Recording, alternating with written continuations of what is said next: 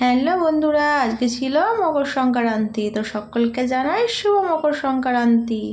তো এই দেখো আজকে আমরা কি পিঠে বানাচ্ছি।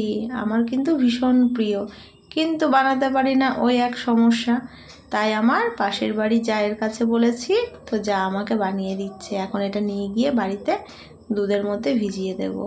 দুই রকমটাই খাওয়া হবে, শুধুও একটু খাওয়া হবে, তারপরে আবার ভিজিয়েও দেব।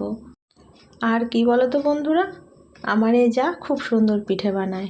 এটা প্রথমবার বলে না, আমি ম্যাক্সিমামই ওর হাতে পিঠে বানানো খাই। সমস্ত রকমের পিঠেই বানাতে পারে এবং রান্নাও ভীষণ সুন্দর করে।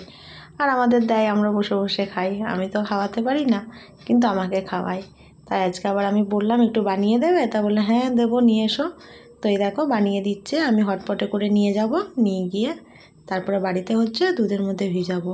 আর দেখো কত সুন্দর ফুলেছে এবং নরম, একদম তুলতুল করছে ভিতরটা, জানো। আর এই দেখো বাড়ি নিয়ে এসে দুধের মধ্যে ভেজানোও হয়ে গেছে। দেখো দুধের মধ্যে ভিজে পিঠেগুলো যেন আরও বড় বড় হয়ে ফুলে উঠেছে। খেতেও কিন্তু ভীষণ টেস্ট হয়েছে। আমি একটু টেস্ট করেছি, কারণ শুধু সাদা পিঠেটাই খেয়ে নিয়েছি অনেকটা। তাই এই পিঠে আজকে আর বেশি খাইনি, জাস্ট একটাই খেলাম।